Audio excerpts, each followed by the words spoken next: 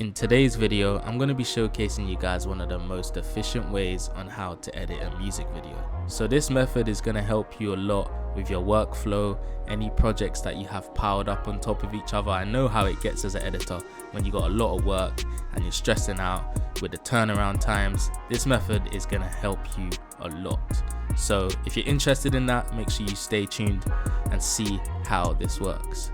But I just want to say thank you for all the support on the channel. We're nearly at 3K subscribers. The views on some of my videos are amazing. I'm very happy with the way everything is going at the moment.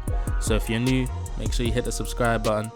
And if you're enjoying the content that I've been putting out, make sure you hit the like button. But without further ado, let's dive into this, man. So as you can see, I have 5 clips in my project bin, and this here is just the audio for the video as I don't have it anymore on my computer. So we're going to use the video as the audio to kind of sync the clips together. So the first thing that I usually do is kind of up to preference. Some people like to add the audio onto the timeline first, but what I do is I like to add the first clip that I want to use onto my timeline. So I want to use this clip here as the first performance scene. So these clips here are performance scenes, all 3, and then I have 2 B-rolls just to show you an example of how to cut and then where you can put your B-rolls, etc. Okay, so we're going to drag this video into our timeline, and then we're going to go to sequence and sequence settings. And because I shot this video in 100 frames per second to get the slow-mo whilst I do the performance scenes and the B-roll, what we're going to do is we're going to slow this down to 24 because it's going to give us that nice cinematic music video look. That's what you want. But because we shot it in 100, we can still slow it down in slow-mo to make it look nice and smooth. That's actually a benefit of shooting in 100 frames. Keep that in mind. So now you've got your clip. Next thing that I usually do is I get the audio for the music video, which is right here. So I'm just going to drag audio only onto my timeline here. So now that we have our audio and a clip, the next thing you want to do is you want to get all the performance scenes that you want to use for this video. So I've got one more here. I'm going to undo that because I overlapped it. One here. And then I've got last one here. Okay. So that is all 1, 2, 3 performance scenes that we have. Okay. And this is our audio. We're going to right click this and just label this and put it in green so that you can see that that's the audio. Yeah. So cool. Once we've got our performance scenes and our audio on the timeline, the next thing you're going to do is highlight everything.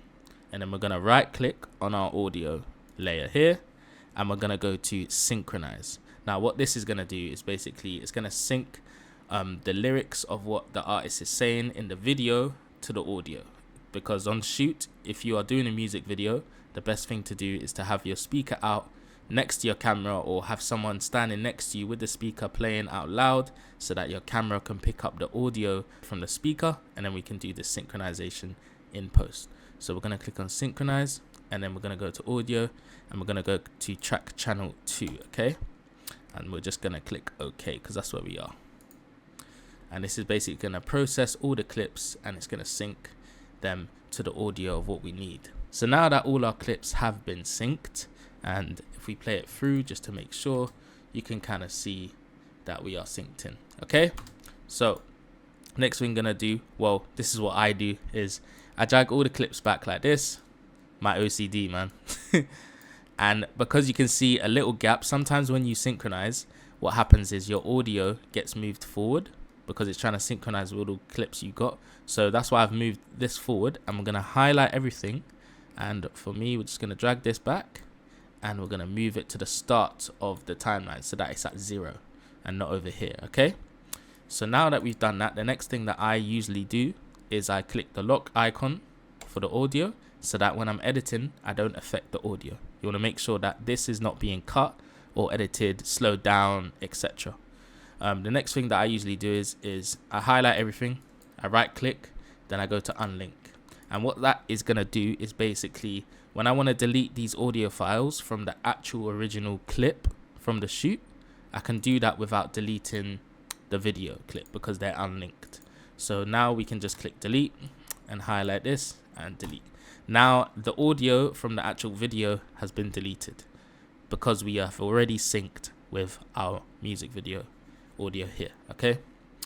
Now, because I don't like all of these layers underneath, what I usually do is I click delete tracks and I go to delete audio tracks, so that these layers underneath have now gone and I've got space to edit my video. What I usually do is first after that is I go to where the song starts from in terms of lyrics. Okay, so if I can hear that they've just said the first word, I usually put a marker. So I've already done it previously, but what you can do is, if you haven't already done that, you can click M on your keyboard and mark a point here, and that's basically going to tell you where they start rapping or where they start singing or performing the song.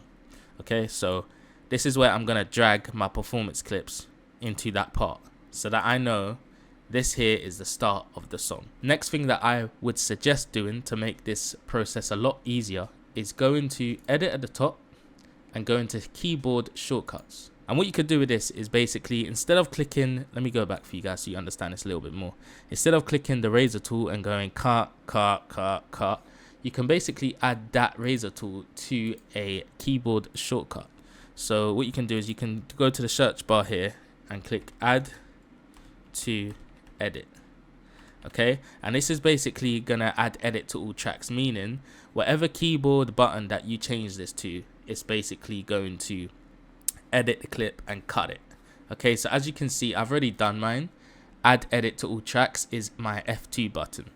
So what you're gonna do is, and the best suggestion would be, is to let the song play, listen to the track, watch the clips, and cut throughout where you think is best. So any bass bumps that you hear, any snares, like any sort of thing that you hear within his lyrics and you think that it's going to match up if I cut in this way, you do it the way that you think is best. Okay, so for me, what I usually do is I listen to the lyrics, cut, listen to the beat, cut, and you just do this over and over again until you find your whole sequence here has been cut. So all the performance scenes are all cut like this. Okay, so as you can see, the sequence has been cut. This is obviously just rough. I haven't actually cut it properly. I've just put some cuts in. We're gonna start from where the performance scenes have begun, which is right here. So we're gonna watch this first clip and we might say, you know what, I like that. We have these eye icons and you can click them, and that's basically gonna disable this clip here. So now you're seeing the one underneath. Okay, it's very simple. So then you can watch it back and be like, yeah, I don't like that shot either. Let me look at the bottom one. Okay, and you might look at that and say, yeah, that's the starting shot that I want to start out with. You untick them and then you do delete. That's one way, but the way that I usually do is, when I'm really trying to get my video done quick, is I just press play, I watch the clip, I delete it, press play again, watch the next clip, and I say, yeah, I'm happy with that. Okay, happy with that. And then I'm going to delete the next clip, watch this one. I'm going to say, yeah, that was smooth. Delete this one. I'm going to delete this next clip because that was the same clip there. And then we're going to move on to the next performance scene, which was the first one, like that. And then we're going to do the same over and over again. Obviously, it's lagging right now due to playback lag.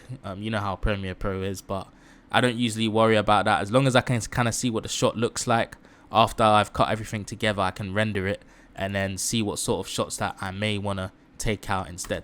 So basically, it's very simple. You just do simple cuts like this with shots that you're happy with, and then once you've done this throughout the whole music video, that basically means that, you know, your video is done, right? However, what I would suggest is, my number one tip would be, is don't just cut throughout the whole music video for the performance scenes. You want to leave space for your B-rolls. Now, some people do this differently. They have personal preferences. Obviously, because you're an editor, you want to do it in your own way. So I'm going to tell you the way that I usually do it is, basically, if I see all three of these performance scenes and I'm not happy with them for this section right here. So let me just give you an example. This in and out section right here. If I'm not happy with the way all three of these performance scenes looks, like I don't like that shot and I don't like this shot and I end up not liking this shot, then what I'm going to do is, basically, I'm going to put a mark in here for B-roll. So I can put M here on the keyboard and then M here on the keyboard. So then when I'm editing, I remember that this part here, these markers are for my B-roll. Obviously, I'm going to remember that that's just the start of the song, but these two markers here and so on throughout the video can be where my b-roll will land in. Okay, and then that's when I can go, all right, where's my b-roll? B-roll's right here. You know, we can watch it back, start our in point, mark in right here, and then mark out there, slot it in, and so on. And you can add b-rolls in and out throughout there, slow them down. You know, I usually do about 40%, put that in there, so then when the shot comes in, b-roll there. Obviously, once you render that, let's just say we render in and out of the sequence, nice and smooth. All right, so that's the way I usually do it, is I basically make sure I get all my performance scenes cut, but at the same time look at the performance scenes carefully and make sure that you're happy with it. If you're not happy with it, then make a space for b-roll. So I'm going to do that now so you can kind of see what the sequence looks like. So after you've done that, this is what your sequence is going to look like. It all depends on how much b-roll you have, how many performance scenes you have as well, because there may be a ton of gaps in between here as well, like throughout a whole video, depending on how much b-roll you shot. Okay, but this is just an example so you can kind of briefly see what it would look like. Okay, so once my video is cut, you know, we can watch back some of the clips if they do play back. So as you can see, you know, just smooth cuts in between, matching towards the beat and the lyrics that he's saying. And then you can just, you know, start adding your b-rolls in, get a b-roll clip that you're happy with. Like I said before, put your marking point, you know, obviously watch your b-roll back, marking point here, and stop there. And then just add your b-roll in, right click, speed, slow it down to 50 or 40, whatever. It's always preference. In and out that, render it so you can see how smooth it looks. And there you go. There's your b-roll. But obviously, what I usually do is instead of having a b-roll run on for that long, because I want to match the beat as well, I will cut here and then I'll add another b-roll. I'm just using the same b-rolls, the same two b-rolls, just as an example, so you can see obviously how I would usually do it. As you can see, the performance scene ends and then our b-roll comes in here and then cuts off back into the performance scene. So it's very simple. Okay, so once you get the, you know, the hand of this, you're basically gonna finish your music video quite quickly, because as you can see, I know I've done this rough, as you can see, we've only got 1, 2, 3, 4, 5 spaces for b-roll, because this is a type of freestyle video, so it's quite easy to, you know, put across if we're only using these 3 clips. Second tip that I can give you, and suggestion as well, is that once you've done your b-rolls and your cuts for the performance scene, you're gonna see there's 2 gaps. Okay, you're gonna have your intro and your outro. I usually leave these for last because I know that I'm gonna have the best clips to fill these in. You know, there's gonna be a lot of b-rolls that I don't use throughout the b-rolls when I'm editing, because I know I'm gonna leave that for the intro, and then there's gonna be performance shots that I'm gonna slow down for the outro, or I might have planned shots, or you might have planned shots that you do for an outro, so you're gonna want to keep that in the project bin and not drag it in for b-roll. You're gonna want to make sure that you leave that for your outro. So that would be one tip to kind of get your music video done faster, would be to just focus on your performance scenes, your b-rolls, make sure that's all cut together, and then just do your intro and outro at the end, because then everything is finished and you could do that quite quickly. So I would definitely suggest that. That would be the #1 tip. But in terms of the method, that is about it. And obviously, once you're done, you're going to want to start color grading. So with me, because I've got LUTs that I've made for myself, this process doesn't really take that long. So what I usually do is I just get one of my LUTs. Okay, I wouldn't grade like this, by the way, but I'll get one of my LUTs and I would just grade on top of the LUT. We've got our clip graded there. And the reason why it's got a red line, maybe some of you may not understand that.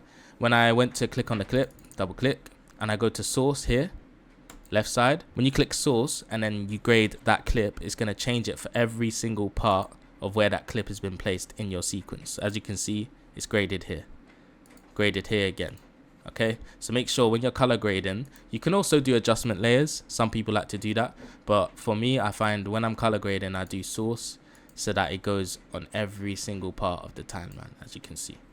But yeah, after that, you color grade, you do your VFX. If you want a full detailed, you know, kind of video of this where I kind of just show you me editing a full video for like, you know, 2 hours, or I cut it down to like a 45-minute video, make sure you put that in the comment section below. I'm happy to do that. But I just thought today, let me show you the method on how it's done briefly, so that you guys can just go ahead and have fun with it, man, and get them projects out the way quickly.